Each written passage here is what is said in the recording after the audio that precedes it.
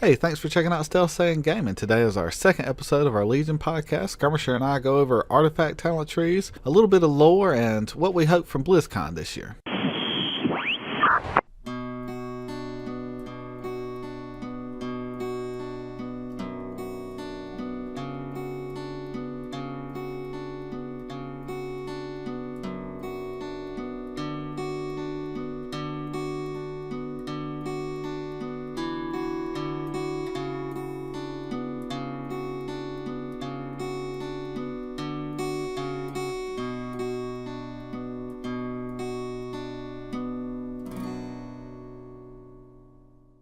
All right, let's start off today talking about just your experience with Legion the last couple of weeks since our last podcast. What have you been doing?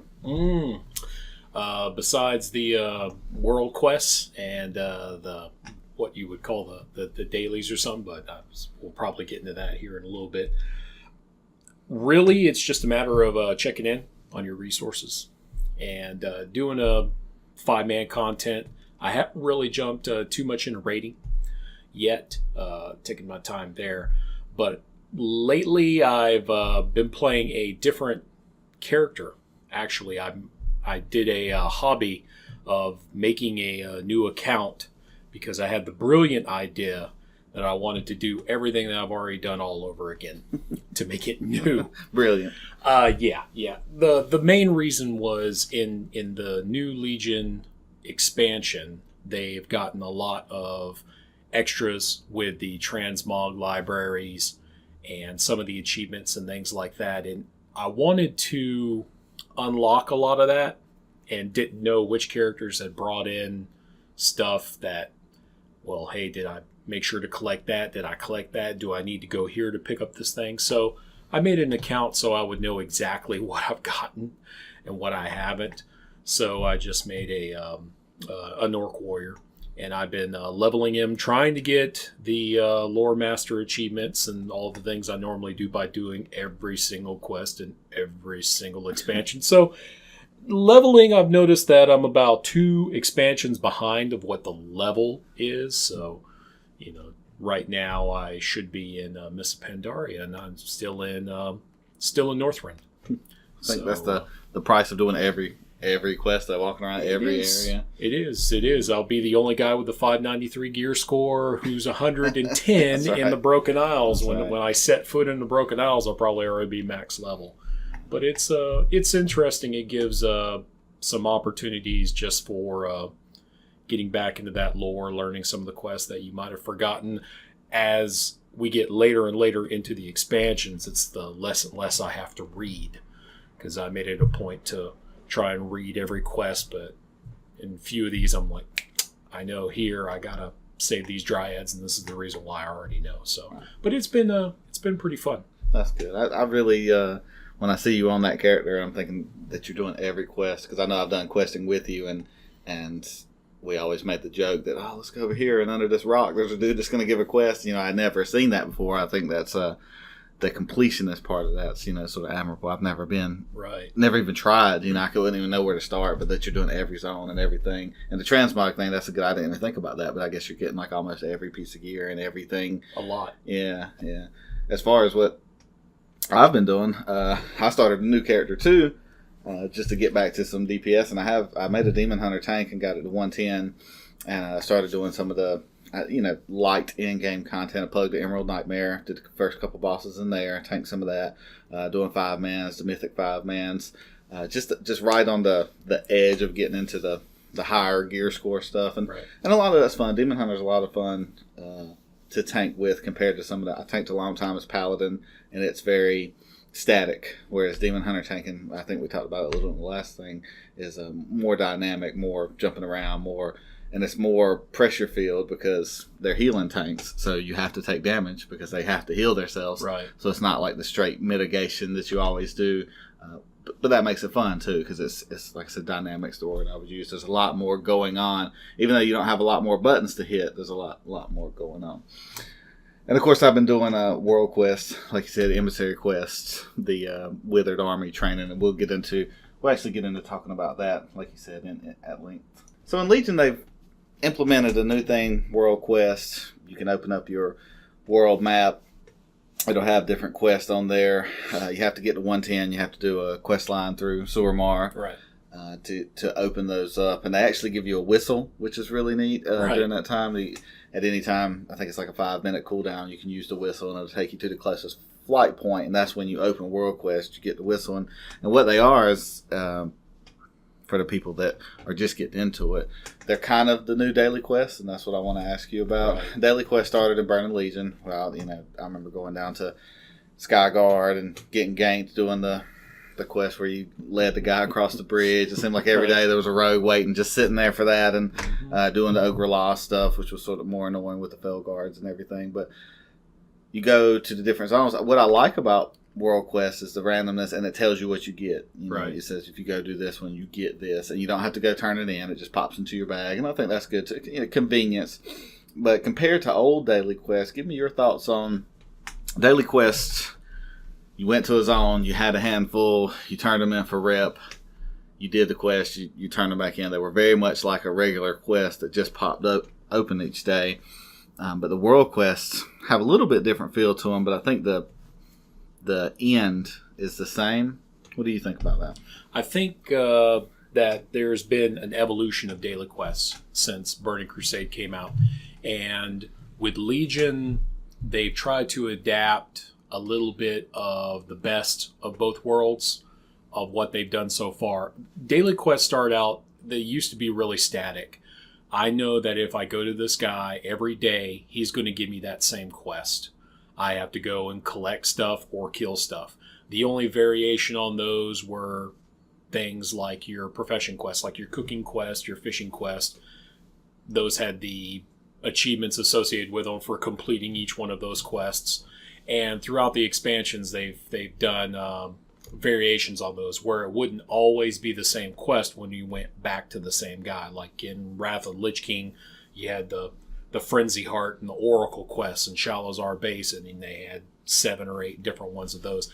I think in Legion, what they've done is they've tried to appeal to the audience that said, well, hey, yes, we want daily quests, we want rewards, we want something that we're going to do, but they've also tried to cater to the people who said, I hate daily quests. I hate the fact that I feel compelled that I have to do them or else I'm going to fall so far behind. And by putting it into the World Quest format, what they've done is they've said, okay, here are some quests. They're going to vary up. So every day it's not going to be the same kill 16 squirrels quest. It might be kill 16 squirrels today. 11 hours goes by, the quests were fresh. Now you have to pick, 5 acorns. What they've also done, though, is they've spread those rewards around. So characters can do quests based on the rewards that they want to get. So if you're just gear farming, you're going to go around and do the ones for trinkets, helms, rings, things like that. If you're an artifact power junkie, you're going to go after the artifact power ones. If you want some gold, you can do all that. I like how they've done that. Now, some people will say, man, world quests are just daily quests, man. That's all it is. They're just reskin daily quests. And it's just every day when I hit the map. And yeah, I can tune in some stuff. But, in the end, it's just world quest. Well, I think you have to look at it realistic and say, nothing is going to be new forever. And yes, there's going to be repeat of those quests, but I think that in this expansion, it's the best compromise of what they've done so far for how they've done daily quests. I definitely like it better than daily. The picking and choosing makes it more fun. Like you said, it was very rote. It was very mechanical. Go down to Skyguard, get these 5, do them. Fly to Ogrelar, get these 5, do them. And it was the same every day. It was the exact same thing. And like I said, mechanical is the word I would use because I remember doing those and grinding it out. And you got gold and you got rep, and that was great. And the rep was probably even more important than the gold, but it was a good way to make gold as well. Right. But for these, being able to pick, I want to go get this piece of gear, I want to go get this artifact. And I think it gives some incentive for people who aren't raiding. WoW's going to be a social game. They want you to get together and do stuff. But if I just want to play by myself, I could still get pretty decent gear. You can get 840, 850 gear just doing world quest and never step inside a dungeon. So I think that's probably compelling for people that have less time to play. You know, and as we've played for a long time and gotten older, our play time has gone down and down and down. So it's cool if I just have 30 minutes, I can hop on, go fly down, get an 840 helmet, log back off. And it also brings in that collaborative aspect, like you mentioned, which I forgot to, is that in a traditional daily quest, unless you're two guys who accept the same quest at the same time and you're in a group, you're going to be doing that quest solo. But in their new format, when I'm out in the world and I got to cure, Ramdor the demon or whatever his name is, there might be 2 or 3 other people who need to kill him as well. So that's a collaborative effort and tends to make the community seem like they're doing stuff together. Yeah, a lot of times if you go out there, even the ones that are multi-person quests, if I just start attacking that monster, suddenly here's 3 dudes jump in and start fighting with it because they need it too. Or want it to. So every time, I don't think I've ever fought a star monster or one of the world quest monsters and people just not jump in. Right. I think one thing that's different too is the world bosses are world quests now too. We just did the Night Wither Gym in Azuna, and that's a quest too. I remember seeing that for the first time, and it was a purple thing, and I think that's sort of neat too. I like world bosses. I came from the original MMO that I played. They were called H&Ms, the big monsters, and they would be out there and they would just spawn randomly. Right. You didn't know exactly when they were coming and what was going on, and they were just out in the world. It made the world feel, to me, more real and dangerous because you might just go to a zone and there'd be a dragon there that wasn't there yesterday. Right. And so I think I'm glad they brought that back. It's more controlled. These are standing there. They're in one place. They're not walking around or anything. But at least they're out there. And that's, again, some raid content kind of stuff you can do that doesn't require you to queue up for Emerald Nightmare or look in your group finder or anything like that. If that purple dragon's out there, you just start, getting general chat. Hey, we're going to do this world quest. I've done that a couple of times. Hey, making a group for Nidhogg. Right. And just done it. And I thought that was fun. I think that's like you said, an idea where they're bringing a lot of ideas together because they've had so many hits and misses with that kind of thing. I think they want to do everything. They want to give you everything because, again, WoW's so long in the tooth. They still want you to be able to experience whatever part that you liked the most. They still want it in the game, which is why Daily Quest won't go away either. I don't think, or World Quest, because it's just been such a staple of what they've been doing. Okay, so one of the big things in this expansion in Legion is they changed around the talent trees, they changed around your specializations, and they introduced artifact weapon, and your artifact weapon has its own talent tree, pretty much, with the bubbles and the gold dragons and stuff like that. Traditionally in these games, and I don't know when they started changing it as much, but when we played in the past, you had a couple of different talent trees, depending on which one you spec'd in, or what kind of play that you did. With Rogue, you had assassination or combat or subtlety, and whatever you spec'd in, you did more damage in one, or you were better in PvP in one. And so this time around, it seems like they've changed it a lot. Your talent tree now is just a sort of list of different abilities you get at different levels, and then there's 3 options, and you just pick one of those options, and it can be a buff or it can be an ability, depending on what playstyle you are. And then your artifact weapon, while you're questing, people will give you items that gives you artifact power. As you get more artifact power, you can fill in your artifact weapon slots, and it slowly makes you stronger, and they're more passive buffs. But I feel like everybody's got the same artifact weapon. At the end of the day, everybody's going to have the same artifact power at the end. You're going to have all of them eventually. Right. Your talent tree is pretty much going to be the same depending on what you're doing. But as somebody who finds character progression and skill points and talent points super, super important. I don't even like to spend them. We played at some games and I'll have like 10 or 15 saved up. Yeah. And I think it's fun. And in different games and different ways you use them.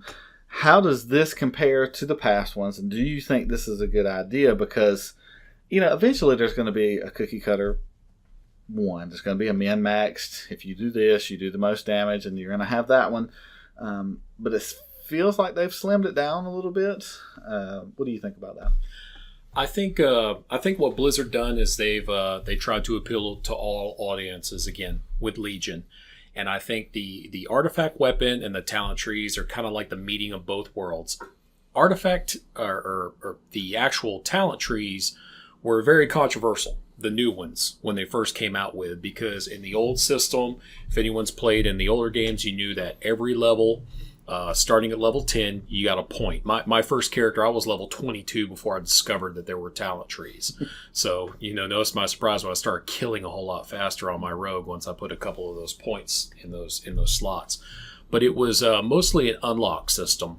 I take a point in here, a point in here, a point in here, and then I get 5 in this tier, then I can go down next tier. Spend 5 points there, I can go to the next tier. And usually it was that juicy 21 point talent that everyone wanted, or that 31 point talent. And they would divvy them up between the 2 talent trees in order to min-max their character for the most damage or durability if you were a tank, and so on and so on.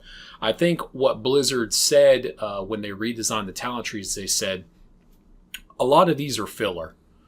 5% extra damage to your fire blast or fire spells is not exciting. It's not sexy. What we want to do is we want to change that up and give you the ability to take some stuff that hopefully will influence your play style. Now, with Legion coming out, the newest entry into Legion is what you mentioned, the artifact weapon. And every character is going to have them. Now, when you level in Legion, you level from level 100 to 110. There's not an appreciable difference with you being a level 100 character and a level 110. Before you would get that juicy spell at your max level, there's not that spell anymore. In fact, some people might get their max spell ability at level 78 or 82, depending on the class that it is. So when they give you the artifact weapon, in a way, at level 100, or you can actually get your artifact level before level 100, they give this to you, and it starts with that first ability, that first trait. It's like, ta-da, you have a new spell, but it's your artifact weapon. And guess what? It's an old school talent tree. You're going to put 1 point here, 1 point here, 1 point here. Okay, now you have 3. Now you can move on to the next one. You put 3 points there. Okay, now you get a branch, and you can choose to go this way, and you can go this way. Trying to get to the gold dragon tiers, which are the ones that are, most favorable. And some classes have better ones than other ones. But that's the progression that they want to do. So instead of so much the level 100 through 110 grind, if you want to call it, what they tried to do is, because the levels scale as you go through the zones. So if you're level 107, it doesn't matter. It's not like I'm level 110 and I'm going and I'm killing these level 102 monsters, and this zone's easier. So the level factor is almost not as important as the artifact. And the artifact is a way to keep people engaged. I could care less about those 10 levels. The only reason I want to get those 10 levels is because when I get to 110, it unlocks my Suramar line. That's when I get World Quests. I got to get to 102 so I can get my extra artifact weapons. I got to get to 105 so I unlock this. So the levels you get merely gate your content for what you want to unlock. The levels themselves mean very little. The artifact weapons are your old school talent trees. So it appeals to the old school gamer that says, yeah, I'm going to go this way. And if I don't go the right way, oh man, it's screwed up. It's almost like Diablo 2 because it costs so much for you to respec once you've gotten so far into that tree that you're like, oh man, guess I'm going to play with this. Hopefully it turns out right. And then you look at the class next to you, you go, man, I'd be doing as much damage if I put my points right. You know? So, but I think right now it's just a compromise between the two. The artifact is what you're leveling instead of your level, and they're focused on that. And if there's any sort of grind that's to it, it would be just getting that artifact power to unlock those traits. Eventually, like you said, you're going to reach max level, and then it's about your talents. I think with talents, they looked at and they said, well, your spell book stops at 72 or 78 or 82. Like I said, depending on your class. However, your talent tree is a chance for you to add a spell to your book. Some of them are passive abilities, and some classes have way more abilities they can take.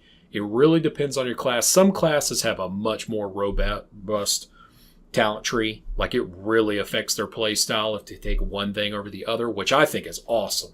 I love that. I love when you take a different talent, you're like, oh my God, man, since I took this, yeah, now I'm going to do this, now I'm going to do this, and now I'm going to take this trinket, which adds to this ability more. And I love that. I love that aspect of doing that. It's almost like Diablo-esque. Oh, I got this piece of gear, now I'm going to start using this ability. They've kind of borrowed that. But, some classes don't have that. And you get into the kind of that cookie cutter. I still think there's a little bit of variation. Can they improve on it? Yeah, of course. Right. Some of those talents need to be improved, so that they're more appealing, or some of them just need to be outright changed. But that's a learning process that Blizzard has to go, down. Yeah, the artifact thing is interesting. It's a good idea. Their implementation of it, like you said, it's subjective. It varies on whether it's good or bad. The one thing I don't like about it is weapon drops and shield drops, and were the most important drops. We joked about the rings in Diablo when that little noise would go ding, and everybody's clicking on it, and everybody's dying because nobody's fighting the mobs because the rings were the most important. And it was the same thing. There are pieces of gear that I've gotten on this game that were really good pieces of gear, but I don't remember them as much as I remember the weapons. Again, I joked with you about, we went to Karazhan all those times, and that dragon never dropped that sword. Right. Ever. I was like, come on. And then on my paladin, getting the shield in Zulaman was awesome. Oh, yeah. And then getting that ridiculous-looking purple fairy hammer from I guess it was a Naru-looking weapon, but it was like that purple. It's Naru. It's not a fairy weapon. Those fairy dragons drop it, because it's pink. And but it was still fantastic because it was a new weapon, it was a new item, and new shoulder pads. All right, cool, but a new weapon, a new sword, and so now that's never going to happen again. Some of the pleasure that I've derived from that has went away because now I'll never get a new weapon. Yeah, you can transmog them, and yeah, they change, and yeah, you can grind out different skins and stuff, but I don't like that part. Right. I don't mind that they tried to do something different, and I understand that you're supposed to be the strongest of whatever you are now, so you should have the strongest weapon, but I still miss that. I still miss shield and sword drops and stuff. Right. So it's very, very important along the way. And then, like you said, the choices you made being impactful. I remember in Diablo 2, part of the fun of Diablo 1 is the internet wasn't as round as much. It was online, but it wasn't the internet.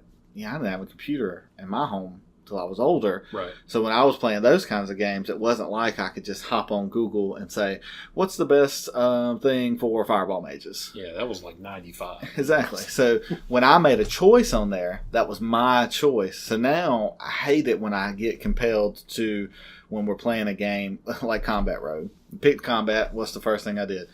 Artifact weapon tree. Yeah. Like, which way should I go? Ideal artifact branch path. Yeah, and I hate that because there's no choice there. So then that defeats the whole purpose of what they're doing. Now it's just the building, and that's not as fun as the choices. And I mentioned a game like Torchlight or even Final Fantasy. Torchlight, you could put your points into different areas, and you didn't have to go down the tree. They had Fireball, and then they had Ice Blast, and they had Elemental Blast, and you could put your points wherever you wanted to, but they weren't gated. Right. So you could just make your character however you wanted. I like that. And then Final Fantasy, which was like the ultimate game of low numbers, you leveled all the way to max level, and then you grinded all this experience, and you could get one strength point. Right. So it was ridiculously important. Are you going to get one strength or one agility? Because you're only going to get one. Mm-hmm. And the difference between you and the warrior beside you or the monk beside you was one strength. Right. So it's not like WoW where it's 7 billion for your how many hit points you got? All of them. All of them. I have all of them. I have 1,000,000,1700. Oh, I have 1,000,000,1500. It doesn't feel that different. 1789 intellect on this one piece of gear that I've just picked up. Exactly. And I can tell exactly how much that adds to my character. That's 1789. That number's relevant to me. It's not. It's really not. It's really not. And Blizzard changed that. That's what I hated about Diablo 3 too. Our friend and I were playing that, and I'm shooting the mobs for like 22 million or something. It's like, do I really feel good about that? Because the difference in Final Fantasy between 5 strength and 6 strength was extremely impactful. Mm-hmm. The difference between me doing 22 million damage to a monster and 23 million damage to I know it seems silly because relatively it's the same thing, right. But once those numbers start getting out of hand, I remember logging into my old characters when we started Legion, and I got a level 85 Paladin and a level 85 Rogue, and they've got a trinket that has plus 20 agility. Yes. But then like the first quest you do in Broken Isles is plus 700 agility. Yeah. Wow, like those numbers get less and less meaningful the higher they get. So that's true. We got kind of a little off topic there, but all of that's important because, as we mentioned, you have to derive your joy from the game some way. Right. Character progression is one that I very much derive joy from the game for talent points, choices. I think that's important. Not important to everybody because, like we said, some people PvP, some people raid, but for me, who just likes to see their character grow. And they have their different PvP trees as well. Oh yeah. With the prestige, we didn't even get into that. We haven't got into that much. I haven't PvP much in this expansion. All right, so talking about artifact power and leveling up, I read some articles online. I watch a lot of YouTube videos and different stuff about what's going on, and it helps to give me some perspective. And some of what I've read is they feel like this expansion, more so than other expansions, is very grind heavy. They feel like that they log on and there's 1,000 things to do, which I don't know why that's the problem because it seems like an MMO you would want that. Right. But it feels like there's some repetition there and some, like I said, just grind is the word they kept using. They were like, well, I don't want to, MMOs have come such a long way.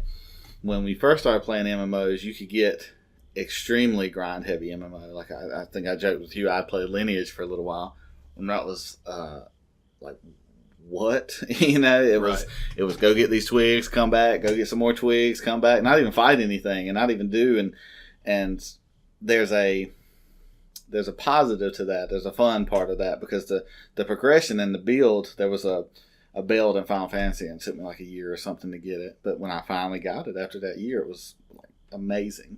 And I think they've taken a lot of that out in the world that we live in with cell phone games and Facebook games.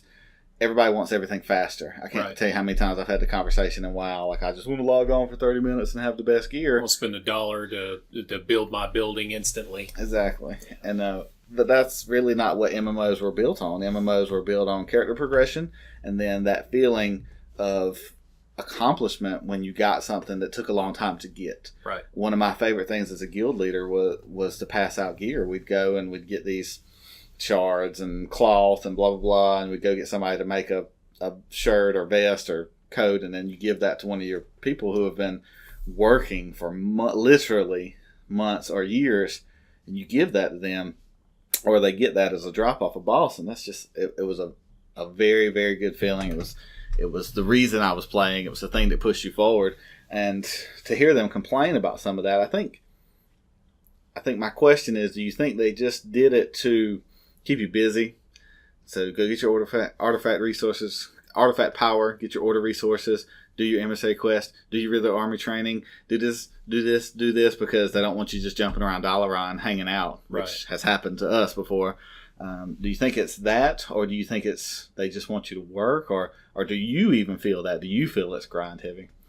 Well, seeing as how World of Warcraft isn't produced by a Korean company, I don't think it's anywhere near as grindy as some of the other things. For sure. That, the Asian market games that have been ported over to North America, if anyone has played any of those, are way more grind intensive. I mean, way more. And it's like you said, go out, chop a couple twigs off a tree, take those twigs, get them bundled, take them over to the thing. And it's this progression of stuff you have to do. I think grindy, it's always going to be subjective as to what you compare it to. Me, my personal opinion, the only thing to me that's really, really grindy is a faction grind. They have always been a grind. And I think the reason why is so that reward at the end when you finally become exalted and you're that guy who's walking around who said, hey, well, I ground rep with Sporagar. Look at my tabard with the mushroom on it. Yeah. Or whatever it was, whether it's now it's for vanity pets or mounts or things like that. Factions are always going to be a grind. Always going to be a grind. So when you look at all the ones in the game, you have to make a choice. Well, hey, is this something I'm going to do? Even now with the current world questing and the, what you call the emissary quests in Legion, it has a faction reward at the end. Right. And so that's a little bit of a grind. The only other thing I could say is, in a lot of games, sometimes it's the trade skills that could be a grind. And some people could say, well, I have to go out and I have to make all these things and I have to make my obliterum and then, change my obliterum into this and make this item and this item and this item. Maybe, possibly. I think you just have to say, well, what's the alternative? What's not going to be a grind every now and then? What do you not need to do?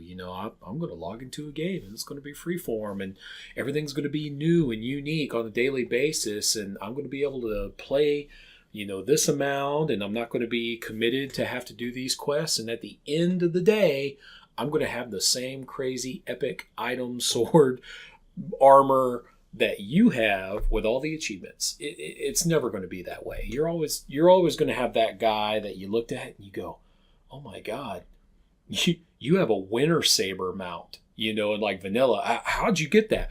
Well, you got to farm cloth, and you take all this cloth and you turn it into this vendor, and when you turn it into this vendor, he's going to give you like 100 reputation, and you only need to do that a few thousand times. Right. And after that, you get this frost saber mount with a different skin.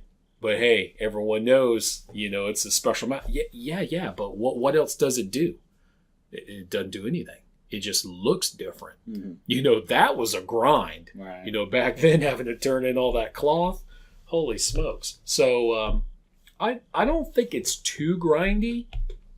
I think in a microwave culture or a Facebook game culture, yeah, it can be, oh man, well, I got to do all this. And when I calculate, I'm at revered right now and I need 21,000 rep. And if I calculate these quests out, it's going to take me 21 days. That's going to take me like 20 days to get all that, man. And that's if I get on every day and do every daily quest. That can be daunting. But as I said, that's the faction grind, man. Right.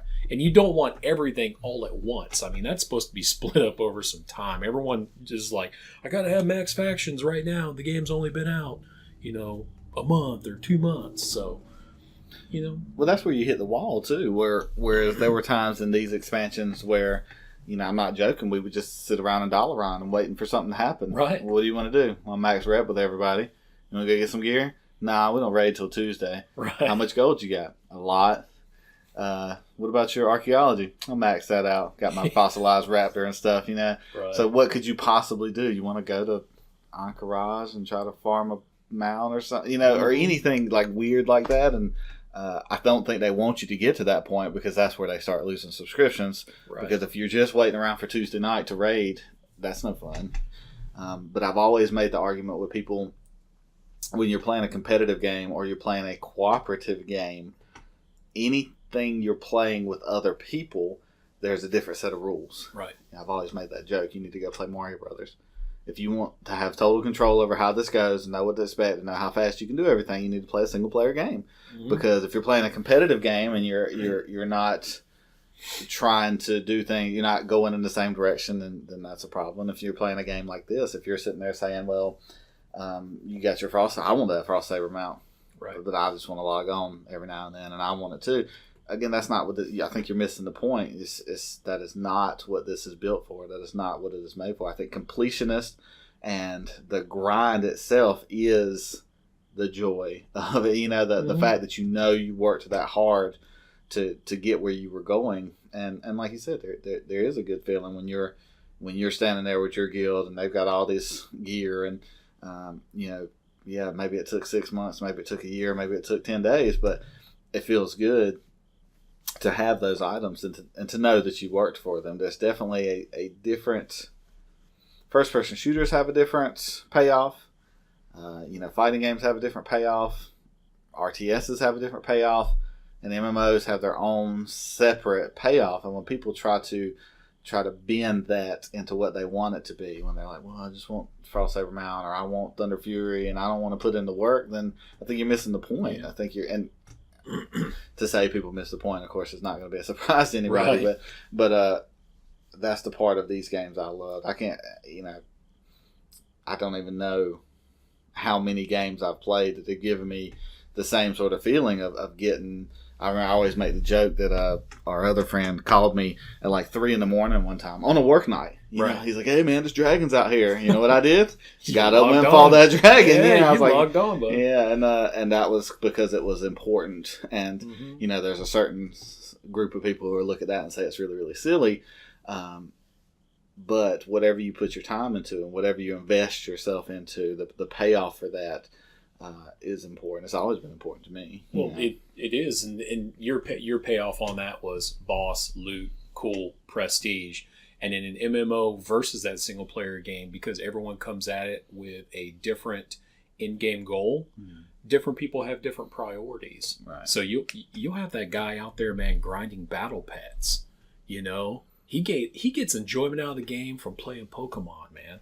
Going around doing all that, and you know, a raider will look at that dude and go, "Man, that's like silly, man. I mean, how many pets do you need to level to 25 and unlock this?" And the guy says, "No. This is what I do in between my thing." And another person will go over here and do PvP, Battlegrounds, grind out that PvP gear. Not anymore, because it's all random. That's another podcast. But you know what I mean, and that's the difference about an MMO. You know, you have to find people who have the same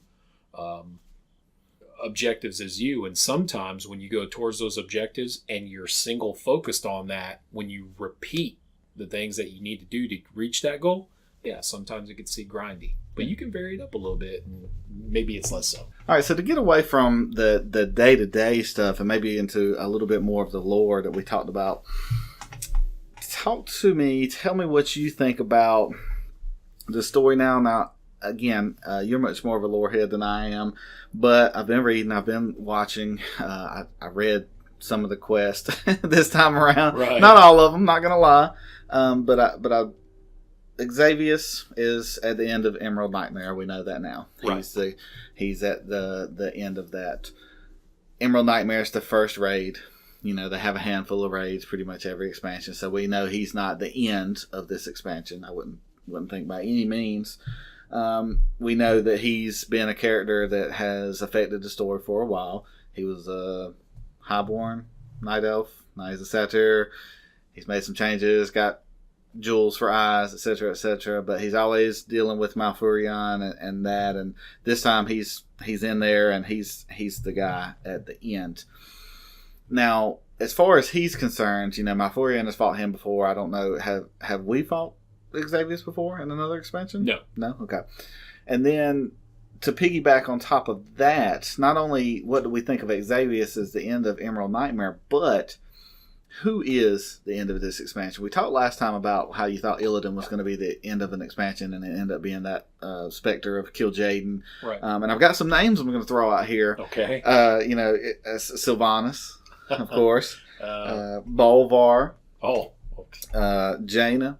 Pratmore. Okay. Right. Sargeras and Kill Jaden. So like I said, sort of twofold. What do you think about Xavius and Emerald Nightmare, and then who's next? Who's on the chopping block for us? I think. Wow, you want to talk about a question? Who's going to be the final boss? All right, here's part of my theories. Now, Blizzard has already gone into some of what their plans are for this raid, which is Xavius, and then their next raid, you know, which they've alluded to, you know, Gul'dan being probably the boss for that or something like that. But they have their schedule out. Now, right now, they're playing up in their cutscenes and their motivations, you know, this whole thing. And you had mentioned a few of the faction leaders, and then the standards, like I call them, the standard, you know, evil demons behind the scene. Since it is Legion, you would expect that the big bad guy at the end is going to be a huge Legion hitter. We've already killed Archimon twice. It's not going to be Archimon. I can guarantee you that. It's not going to be Archimon, which means, okay, well, do you go the other way with Kill Jaden? Kill Jaden has more of an association with Illidan, because that was the guy he was working for, and he went to Outland to try and hide from, and we fought a little bit. Kill Jaden was using Kel'Thas to kind of beef up his power and summon him to the world while he was working as a lieutenant of Illidan in Burning Crusade. So a safe one would be, yes, it's going to be Kill Jaden. We're finally going to see him in a full form coming out. We're going to fight him. However, it's the Tomb of Sargeras. Now, a lot of people say, well, how do you manifest Sargeras as being the big bad guy responsible for the Legion and a corrupted Titan, arguably the most powerful because he whipped all the other ones? How do you fight that guy of that power scale? And I say it's really easy. We just, fight the majority of his hit points, and then all the NPCs from the world come in and will kill him for us like they do in every other expansion. Not sounding bitter about that. Just saying, oh yeah, we're going to find a magical artifact. The Thrall's going to pick it up and kill it. And, the Prophet Velen's going to come in. He's going to shoot him with a Nehru laser. And everything's going to be like that. I joke, yeah. But you're not the hero. Like you said, you want to be the hero. You did all this work, and then the hero NPCs from the story jump in and do get the glory, so to speak. Right. So. I kind of feel like if you've ever seen an old 80s movie, Conan the Destroyer, if you haven't seen it, go out and watch it. It's great. It's a sequel to Conan the Barbarian, but there's a character in there called Malik. Malik is a little backstabbing rogue guy. And anyway, Conan, Arnold Schwarzenegger at the end of the movie, kills this monster, walks up, sticks a sword in this monster's head, and everyone's like, Conan just killed this monster. Well, the first thing Malik does, he walks up, sticks his little knife in the monster and puts his foot on the monster. He's like, yeah, I did it. A lot of the time I feel like I'm Malik. Right. And I should be Conan, So I think the faction leaders would make interesting bosses. I think the Sylvanas thing that they teased is something that they're going to be going on a different tangent with. And you mentioned Bolvar, because Bolvar and Sylvanas would be connected through their connection with the Scourge and the Lich King storyline, and they share a similar power base. Mm-hmm. And the Lich King's power with the Helm of Domination is bestowed upon them by the Legion and, Kill Jaden and Narcommon and all those things originally from where Ner'zhul was twisted. So there's the connection going back there. Whether or not those would be the M-Boss, who's to say? Now, they've already done that. They've already done it once with Garrosh Hellscream. Garrosh, who was made War Chief, we had him for a few expansions. We had him in Cataclysm as being the War Chief. We had him in Mist of Pandaria, and at the very end of Mists, we fought him. So there is precedent for fighting a faction boss. I would hate to think that they keep picking on the Horde, because the Horde just keeps losing people left and right. The only good news I could say about that is it's because the Horde faction leaders are much more compelling story-wise than any of the Alliance ones. I mean, you had Varian Wren that they had to kill because that's the only one that you really know. Mm-hmm. I mean, besides Jaina Proudmoore, who is gone through her own transformation of, let's get along, let's build a relationship together, to, oh no, you blew up my house and did this and did this and did this. And some people will theorycraft that and say, yeah, maybe she's being possessed by, Kill Jaden. Maybe she's being influenced by the Legion, and she's going to be the one to turn, because the Council of Six are all on kind of the same page, but now she's off doing what? Right. What's she doing this expansion? I think the story, I'm really looking forward to see that is. But yeah, it's an interesting question, that M-Boss. I find those answers to be much more fun when I was researching this question and talking with you about it. When they said, maybe Kill Jaden. Mm-hmm. Nah. Maybe Sargeras. Nah. But when you say, maybe it's Jaina Proudmoore. It's like, okay, now that's interesting. Yeah. Maybe it's Sylvanas. Maybe now she's the War Chief, and now that she has that much power, all that Forsaken stuff that's hinted comes to fruition. It's like, kill all the living, and all that stuff where the guy in the mask comes and they shoot all the things at the end of Cataclysm or whatever it is. Right. And the Forsaken have always sort of had their own agenda, because in the beginning the Forsaken could have been on either side, right? Oh, well, it specifically stated in vanilla, whenever you take your new undead character and you do all that, they said as an entering into an alliance of convenience. Yeah. It was merely to say, okay, well, we know the humans want to destroy us, and we know the Horde is kind of on their back foot.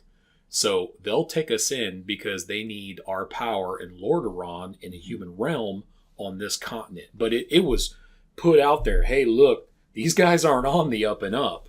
These guys have their own agenda. Well, they keep saying death to the living. I mean, that's like their battle cry. You know, orcs are living, right? Well, Trolls. that was the Wrathgate, and we all know that was just one small faction that did that. Except they did it again in Cataclysm with Gilneas, Right. and they did it again. Okay, well, yeah, we're getting off the. No, she's good. She's a Sylvanas, good she guy. has a good heart, Of course, man. yeah, She she's- found the she's- amulet from Ghostland. She sat it. She had Banshee singing behind her. It was a really Yeah. touching scene. We all know she remembers her true roots.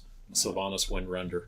But I think that anguish she's went through, all the stuff with Arthas and all that, and would be a super compelling storyline. Like I said, the Horde people are generally much more interesting, or at least in my opinion, and she would be such a great one to where she totally flips the script on them. And the problem with that is what happens if, and to continue talking about Sylvanas, what happens if Sylvanas flips and you kill her at the end of this expansion? Like, Right. we're going to kill Sylvanas, and she leads the Forsaken, and I'm an orc, and there's a Forsaken in the party with me that just killed. So are we still friends? Right. Like, are we cool now, or are they like a rebel faction? Right. How do you deal with that? Because you can't kill off the Forsaken, because how much of your player base plays Forsaken? Right. So I think that's unfortunately something that would just keep them away from it altogether. But I just think that would be awesome. Well, yeah. Again, I will be bored with, maybe not bored, it's not the right word, but No. Board's the right word. yeah, Go with ahead. Go. Sargeras and kill Jaden again. Just bring back Arkham. Bring back Demons 3 with dragons. wings and Yeah. there's flames, and we've done Yeah. that before, and we just got a Hellfire Citadel. It is more compelling when you don't know who the bad guy is, and you have kind of a puppet, and the strings being pulled behind the scenes. I liked those type interactions. I loved when Onyxia was Lady Katrina Prester, and she was in Stormwind, and she was hanging out in the throne room with the young son. I mean, he was a kid back then, and Bolvar Fordragon when he was pretty much running the show. And she was a black dragon, and she was manipulating things behind the scene, and you have the whole Defias plot and the politics involved with it. And if you've never played vanilla, there's a wealth of literature and stories that go into what happened there. Very compelling stuff. Since then, like you said, it's a matter of what to do. And if Sylvanas were the big bad guy at the end, if it turned out she was a boss that you had to kill, then a lot of people say, yeah, well, who's going to be war chief now? It's like they swap every 5 minutes. Thrall will come back. Well, a lot of people Thrall could say come that. back, Well, yeah. Bring Thrall, Thrall back, he's just give him out the there, hammer yeah. back. Even though the Doom Hammer, he gave that up to the enhancement shamans. But yeah, we'll just bring Thrall back and put him back in the throne. Because he's the only one that everyone really knows. No one really knows much about Bane Bloodhoof. I doubt a lot of people could even tell you who's leading the Blood Elves right now. It's like, oh, who's the Ranger General out there right now? Because he has so little lore in game that you will forget he's even a faction leader. He's like the Goblin faction leader. Most people know more about Gallywix than they do about Lorth Ramar, It's awesome you knew. I knew you were going to say his name, because I didn't know. well, who leads the Trolls now? Yeah, Who leads the Trolls since Vol'jin died? They haven't even gone into any of that, and why? Because no one really cares. It's like, do you even need a faction champion for the Trolls? If Sylvanas were to die, who would take over? Who would be the faction leader there? And that's the reason why I think that they're less likely to introduce her as a bad guy. I think she's going to have that moment. And I think they haven't done it yet, but they've hinted on the reappearance of Turalyon, but they haven't mentioned Illyria. And, Illyria being wife of Turalyon and sister of Sylvanas, I think she's going to have to make that choice, that moment where she's going to decide, all right, am I going to, do this and make the Horde survive? Because apparently Vol'jin said he was talking with some spirits and said she was the only one strong enough to keep them together. So you think she's going to have that moment. Right now, she's having her Empire Strikes Back. She's having her Darth Vader moment. She's killing rebels. she's cutting off hands, but you hope she has that moment where she throws the Emperor in the pit. I think that's coming, and that could involve some sort of reconciliation with Gin, although that's going to be really hard because she killed old boy's son. So it might involve Jaina in there some way, shape, or form. And Jaina is very similar to Sylvanas in her viewpoints right now, where she's going to have that moment where she says, well, what are we going to do now? Right. Am I going to be that person, or are we going to come together? The one thing I love about doing this so far, what we've done here, is I have learned so much about this game. Just I hope the people listening to this segment, I made the joke with you. We were watching a YouTube video and they started just spitting out names. Like, I don't know who any of those people are. I just hope that somebody's listening to this. Right. And as soon as you said, typed in their name and read about it, and because that's exactly what I do when I hit those points where I'm like, I have no idea who that is. Yeah. Even with Xavius today, like reading up on him more than what I already knew from just the cutscenes and stuff. I think that learning, because we get a little into the lore here, a little lore heavy, and but I think that's, again, you can play this game for so many reasons. Mm-hmm. You can play it for the lore, you can play it for the rating, you can play it for the PvP, you can play it for the gear, you can play it for the aesthetic, you can play it for whatever, and I think it's really awesome because, like I said, I've learned a lot about the people. We'll get into Ghoul, Dan. I'm a little shaky on. I know you had mentioned he might be the next guy. I got to do some research. Right. All right, so BlizzCon's coming up at the end of this month. I've never been to a BlizzCon. I've been to some comic book conventions and stuff, but E3, BlizzCon, these kind of things, PAX, stuff like that, I'm sure are amazing. But BlizzCon, I've read some things about it. I don't know if you watched the video with the die for Diablo 4. Right. There's definitely some speculation out there. And I just want to get your thoughts on two things. The first one, do you think they'll mention anything about the next Warcraft expansion? Because, again, I get varying reports. You read one thing and it says, well, the numbers are way down. And then you get one thing that says, well, the numbers are way up because of Legion. And I read some people talking about, well, they might go ahead and release what the name of the next expansion would be called. Because they used to want to do year by year. Right. Which I think is, wow, crazy. Would be awesome, mm-hmm. But do you think that they will do that? And also get your thoughts about Diablo 4, because with the die thing, and did you watch the die video where the guy had the thing? Yes. Yeah. So I think Diablo 4 is going to be on there. And what would you want for Diablo? Because we played Diablo 3 for a while. Right. Played Diablo 2 forever. Diablo 1 forever. Yeah. But Diablo 3, out of the three, definitely kept my attention to the least. So what would you want to see, just briefly, from those two things? I would like to see a map with no sand on it. No sand, no desert city. No, really. D4 would be great. D4, not because it would reinvigorate the genre or do anything new, because we all love to play a little bit of a game where we click stuff and smash stuff.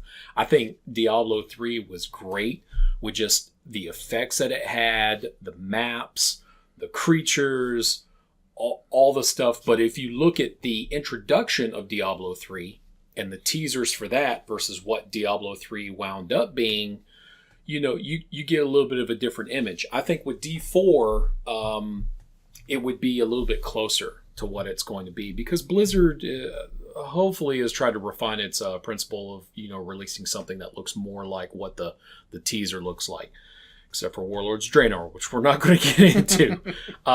I think if they do D4, different environments. This is my advice to Blizzard. Go crazy with classes in D4. Please, go crazy with it, Blizzard. You can do this. I mean, come on. In World of Warcraft, you've had 6 races forever. You introduced a new class, but when you look at some of the other games, where they got 20 classes you can be or whatever, go crazy, Blizzard. Bring us back that assassin or that druid or all those other classes, that paladin. Bring us back that necromancer, and who cares if you got witch doctor and necromancer, or bring us something totally different, but bring us a lot of it. Whatever we want a lot. We want a glut on it. And I think they could do a lot of what they've done before. They could even bring back old concepts from D1 and D2. They could bring back those crazy glyphs. Not so much that they be as powerful as they were back then, but they could bring in some sort of minor trade skill system into Diablo 3. And some people say, well, man, that's not the click kill game I want to do. But you could open it up for people who do want to go down those paths and say, okay, well, instead of me putting 10 things in a Roger Cube and hitting combine and making this, maybe I'm actually going to walk over to the blacksmith who always has a Scottish accent. And he does. You know, what can I do for you? You know, it's like they're all dwarves. They're fully grown dwarves who have taken potions of giant growth. But if I want to go over there and hammer out some armor, great. If I want to go visit that Adria type witch lady and I'm a caster and I want to make a crazy potion or a new staff, let me do it. And it doesn't have to be super duper involved, but just something new in there. Talent trees, I think, are an interesting thing. I think in Diablo 3, they said, well, a lot of people didn't like in Diablo 2 where once you pick something, you were locked into it and you might not like that character and something like that. And then the other half said, well, there's tons of replayability there. I think they can compromise with those two. I think the more Blizzard goes down these lines, these games will start borrowing aspects from each other. Warcraft has a lot of stuff it borrowed from Diablo 3 right now, you know, with the transmogs and other things that they've done. I think, you know, it's going to be like Apple. You know, our iPhone helped our iPad be better, and we've done this on our PC, or not our PC, but our Mac, which we brought over to this. I think Blizzard the same way. A lot of these pools are getting mixed. A lot of this water is getting mixed up. So they just need to import some of those ideas. I think BlizzCon, I think it's primarily going to be I mean, if they do D4, it's going to be big. They're going to have major time devoted to it. I think they'll devote a little bit of time, you know, to Legion, of course, probably going over the you know, upcoming patch and things like that, and things they might release in the future, like future content things that they want to do with features, you know, kind of like the barbershop or something, how it came out. You know, it might be something minor like that. They'll probably spend a good amount of time on Overwatch, because it's the newest kid on the block and it's kicking butt in the, you know, the FPS market. And they're trying to get the e-games going with it, and it's going pretty strong. So they'll probably have a big, huge section for Overwatch now. So, you know, they're just trying to evolve. So their BlizzCon will evolve too. You know, WoW's still a major part of it. It has a huge player base. Blizz is trying to get its fingers, though, out there. So, you know. One thing they've got to evolve. They've got to, and I think them making a first-person shooter and then putting their glitz and shine on it like they do was perfect. You know, got great polish. Yeah, for sure. And I'm the exact. I think if you would ask me the exact same question about Diablo 4, I would have said the exact same thing. When you and I could sit here, if you just gave us an hour and said, "Here's a piece of paper, make a list of different classes for this game," right? We fill that paper up. You know, we just fly down that list because we played enough Dungeons and Dragons or Final Fantasy with jobs and all that stuff. Where why is there just 5? Right. Why is there just 5? And I think in the beginning of Diablo 3, they were talking about PvP, and so they wanted them to be balanced, and they probably kept it slim for that because, like, well, we've got to balance them.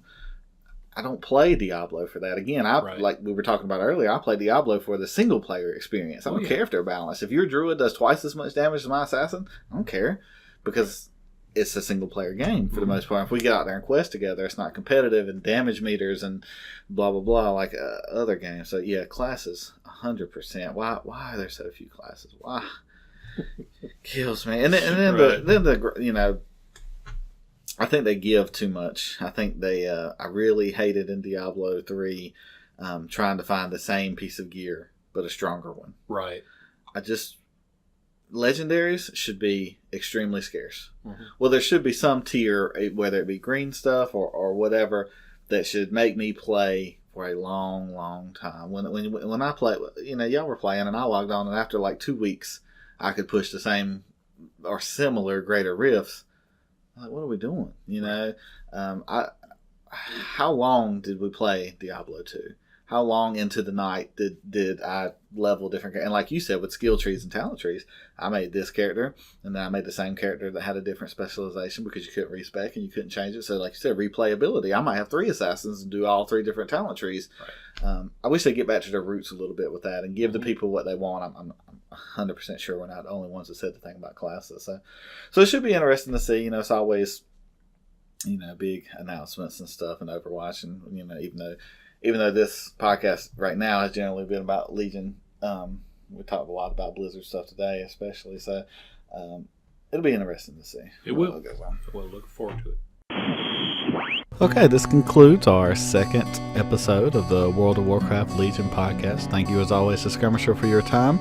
Special thanks today for Mac, our favorite warlock, for composing the music that we used today. And thank you for everyone for listening. If you enjoyed what you hear, please like, comment, or subscribe. All the best.